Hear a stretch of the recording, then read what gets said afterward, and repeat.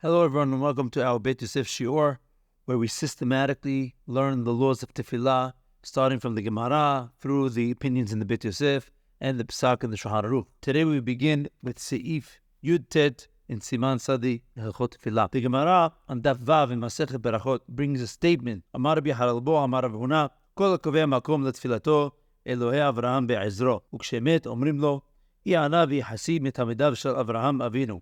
Rav Huna is teaching us that a person who sets a place for his prayer is heard just like Avraham Avinu was heard. The Gemara asks, where do we learn that Avraham Avinu was designated a place for this tefillah? It says in the Pasuk, Vayashkem Avraham b'poker el hamakom asher amad sham, to the place where he stood there, which seems to mean that the place where he constantly stood there, where he previously stood there. Ve'en amidah ela tefillah shneimar vayamod pinhas v'yifalel. And we learn that Amidah is the Lashon of Tefillah. The Tur and the Beit Yosef bring this halakha, and they bring a mahloket between the Rosh and Rabbeinu Yonah as to the application of this halakha.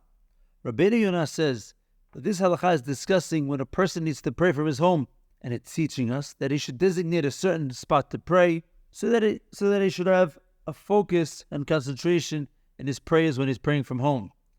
However, when a person is in the Beit Knesset, this theme does not apply, since the Beit Knesset is a place that is entirely designated for tefillah, for prayer, and therefore a person can pray in one corner of the synagogue one day and then in another spot in the synagogue, and he doesn't have to have a set spot in the synagogue.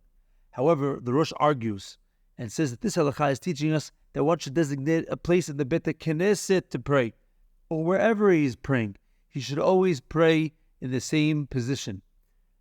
The Rosh brings a very clear proof from the Yerushalmi, which says, Amar Tanhom bar Haya, Tzaricha dan liyahed lo makom bebet knesset.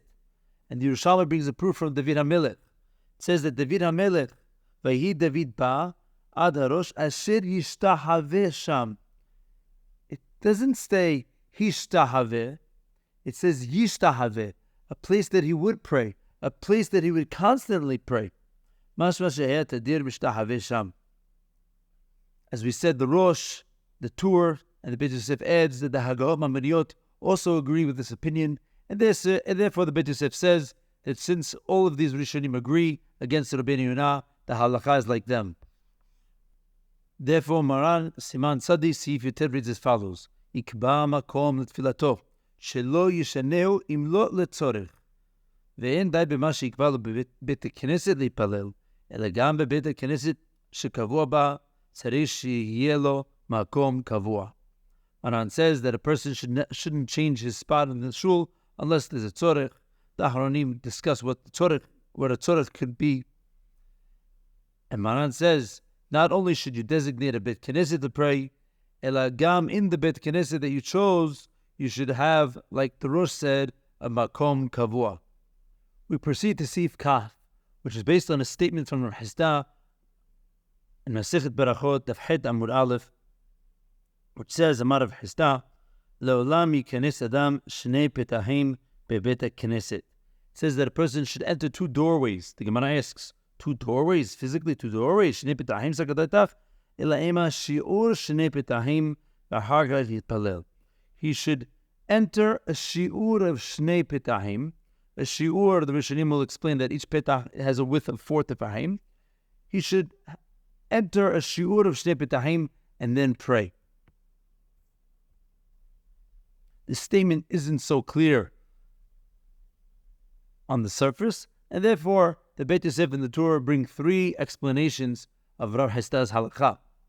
Rashi explains on the daf that a person should not pray by the doorway since it looks like the prayers are a burden to him and that he can't wait to leave. Rather, he should enter and distance himself at least 2 doorway lengths, which is 8 tefahim. Rabbeinu Yonah explains that according to Rashi, this is only applicable if a person does not have a permanent seat in the synagogue. But if he has a permanent seat that happens to be close to the door, it doesn't seem that his prayers are a burden that he's rushing and running to leave. Rather, that's his permanent seat, and therefore it will be allowed. The Maharam in Rothenburg explains differently, but in a similar vein as Rashi. He says that you should distance from the doorway, but the reason is different. Whereas according to Rashi, the halakha is referring to not sitting by the doorway so it doesn't look like a burden. The Maharam explains that we are worried that a person might look at the street and be distracted with what's going on outside of the synagogue during the prayers. And therefore, if the synagogue door does not face the Reshut HaRabim, there's definitely not a problem and he can sit by the door according to the Maharam. The Tur disproves Maharam's Shita, and he brings 2 points that seem to go against the Maharam Rothenberg's explanation. Firstly, the Gemara learns this from the Pasuk, and from the Pasuk we mentioned in the Gemara, in the previous Sugya, it says, Ashrei Adam Shomeli Lishkod Al Datotai Yom Yom. The Tur L'chora is learning that this is also the source of Hizda's halakha, and therefore it shouldn't make a difference whether or not the Reshut HaRabim is adjacent to the entrance of the synagogue or not. Secondly, the Girsa in the Yerushalmi is as follows: Le'olam yikanes Adam lifnim mishtei dlatot. Ma tam ashrei Adam shomeli lishkod al datotai yom yom. The Torah explains that it's mashma from the Yerushalmi that a person should enter into the synagogue a distance of shnei petachim, and it's not just because of where the doorway is situated. Torah and the Rosh and the Bet Yosef bring a yesh mefarshim. They don't say whose opinion it is. If anyone knows whose it is, I'd really appreciate it. The yesh mefarshim say that a person should wait a moment, wait the time it takes to walk 8 tefahim, and then pray. The reasoning is that a person should take a moment to realize that he is in the house of Borei Olam, and then start praying. He shouldn't just run into the synagogue, with the prayers on his lips. According to this shita, the issue isn't sitting by the doorway at all.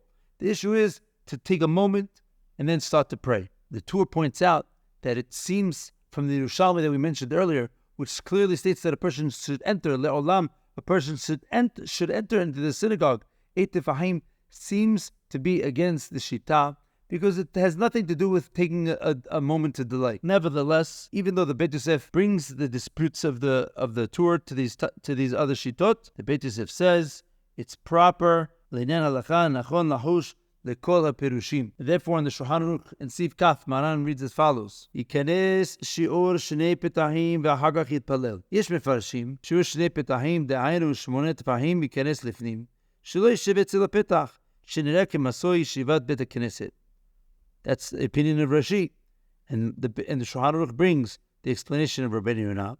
Ufi zeh im yesh lo makom miyuchad etzel hapetach en bekach klum. However, Maran brings the other yesh mefarshim. Yesh mefarshim she'atam mipnei shemabit lachutz ve'eno yachol lechaven. Ufi zeh im eno patuach l'reshut HaRabim en bekach klum. And then he brings the third explanation. Yesh mefarshim shelo yimaher leitpalel miyad k'shenichnas el yisheh shiur shnei petahim. And Maran ends off ve'nachon lahush lechol haperushim. That even though, according to some of the opinions, you can sit by the door, you shouldn't sit by the door. And even though, according to some of the opinions, there's no problem to pray as you're entering the shul, Maran says that you should be stringent and be machmir lechol haperushim.